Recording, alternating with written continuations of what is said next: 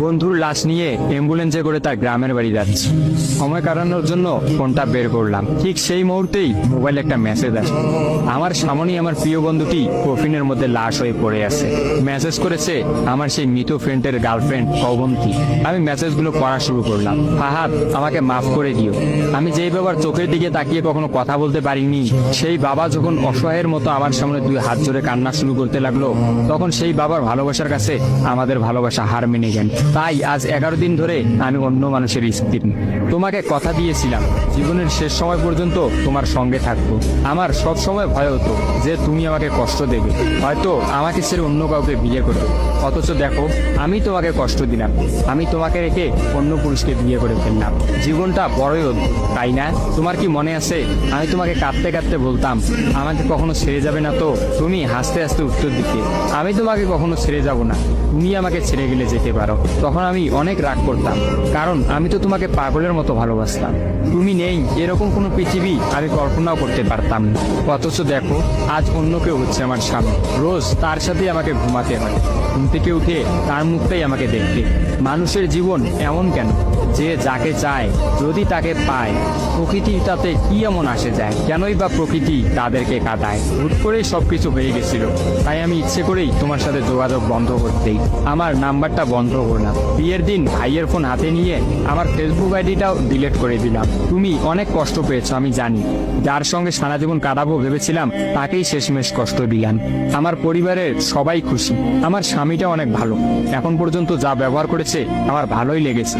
তবে ভবিষ্যতে কি হবে জানি না। তোমার কি আমার সেই প্রথম দেখা হওয়ার কথা মনে আছে?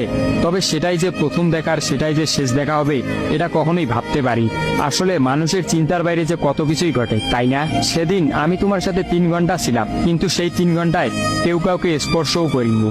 কিন্তু তুমি যখন আমাকে তোমার রিক্সায় তুলে নিতে তোমার হাতটা বাড়িয়ে দিলে, তখন আমি তোমার হাতটা প্রথম স্পর্শ করেছিলাম। বিশ্বাস করো, সেদিন আমার কিছুতেই তোমার হাতটা ছাড়তে ইচ্ছা করছিল না। তোমার ঘরে আমার জন্য কিনে রাখা শাড়িগুলো নিশ্চয়ই এখনো আছে। আচ্ছা, আমি তো এখন আর তোমার নই, ওই শাড়িগুলোকে আমি পাবো? তোমার তো যখনই কোনো শাড়ি পছন্দ হতো তুমি কিনে রেখে দিতে, আমি বলতাম বিয়ের পর সবগুলো একসঙ্গে নেব। দেখো, আজ আমি বিবাহিত, কিন্তু আমার স্বামী তুমি নও। আমি এমনটা কখনোই চাইনি। নিজের পছন্দের একটা মেয়েকে বিয়ে করে নিই, তারপরে শাড়িগুলো তাকে দিয়ে দিই। মেয়েরা শাড়ি কতটা পছন্দ করে তা কি তুমি জানো? যদি না জেনে থাকো তাহলে বিয়ের পর তোমার বউকে দিয়ে উপলব্ধি করে নিও। তোমার সাথে আমার অনলাইনে পরিচয়, তাই চিন্তা করেছি কোনোদিনও বেঁচে থাকতে আর অনলাইনে যাব না। আমার নাম্বারটাও বন্ধ করে দিয়েছি। আজকের পর থেকে আমাদের আর কোনোদিন কথা হবে না। তোমার কাছে একটা অনুরোধ, যদি চলার পথে আমাদের কোনোদিন দেখা হয়ে যায় তাহলে প্লিজ তুমি অচেনা হয়ে চলে দিও। নিজের যত্ন নিও আর জীবনটা গুছিয়ে নিও। জীবন তো একটাই, ভালো থেকো। কিন্তু আমি ভালো নেই, ইতি তোমার ওই অবন্তী। সবগুলো মেসেজ একত্রে পড়লাম। আমার সামনে চিরনিদ্রায় শুয়ে আছে ফাহাদ। অবন্তী পরপর 5 দিন অনলাইনে আসেনি এবং ফাহাদের সাথে কোনো যোগাযোগ করেনি। তখন এক রাতে অফিস থেকে ফিরে ফাহাদ রাগ করে তার ফোনটা আসার গিয়ে ভেঙে ফেলে। ভাঙা মোবাইল আর ঠিক করা হলো না। ফাহাদ তার সিমটা আমার ফোনে ইনস্টল করে। জরুরি কোনো কল এলেই একমাত্র ফাহাদকে দিতাম। আর ফাহাদ রাগ করে বলল, যতদিন না পর্যন্ত অবন্তী আমাকে SMS করে ততদিন পর্যন্ত আমি আর নতুন ফোন কিনবো না। মোবাইল ভাঙার 2 দিন পরেই ফাহাদের প্রচন্ড জ্বর আসে। একদিনের মধ্যেই ফাহাদকে হাসপাতালের মধ্যে ভর্তি করলাম। ডাক্তার পরীক্ষা নিরীক্ষা করে বলল ফাহাদের ডেঙ্গু জ্বর হয়েছে। তবে চিন্তার কোনো কারণ নেই, ডাক্তারের কথা বিশ্বাস করেছিলাম। কিন্তু ডাক্তার তো সবকিছুর খবর জানেন না, যিনি জানেন তিনি হচ্ছেন সৃষ্টিকর্তা। ফাহাদের হয়তো এই জ্বরকেই মৃত্যুর একটা ওসিলা বানিয়েছিলেন। যেই ডাক্তার বলেছিল চিন্তার কোনো কারণ নেই, আজ সকালে সেই ডাক্তারই ফাহাদকে মৃত ঘোষণা করলো। ফাহাদের আর জানা হলো না অবন্তীর কথা।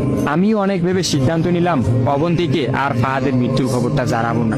অবন্তী যদি আর সত্যি অনলাইনে না আসে আর সেই পুরোনো সিমটা ইউজ না করে, তাহলে সে ফাহাদের মৃত্যুর খবর কখনোই জানতে পারবে না। কি বা লাভ এই সত্য সংসার জীবন শুরু করা মেয়েটাকে কষ্ট দিয়ে? অথচ আমি ভাবলাম সে হয়তো ভাববে ফাহাদ অনেক ভালো আছে। কোনো একদিন শাড়ি পরতে গিয়ে হয়তো অবন্তী ফাহাদের কথা চিন্তা করে। সে হয়তো ভাববে ফাহাদের কিনা শাড়িগুলো হয়তো তার স্ত্রী পরে রোজ তার সামনে আসে, কিন্তু ফাহাদের সাদা কাফন পরে কবরে যাওয়ার ঘটনাটা না হয় তার অজানাই থাকে।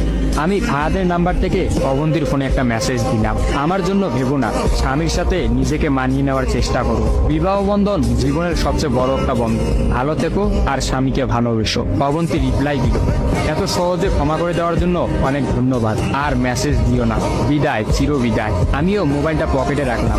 অ্যাম্বুলেন্স ততক্ষণে ফাহাদের বাড়ির সামনে পৌঁছে গেছে। কফিনে রাখা ফাহাদের মৃতদেহটা নেওয়ার জন্য সবাই দাঁড়িয়ে আছে।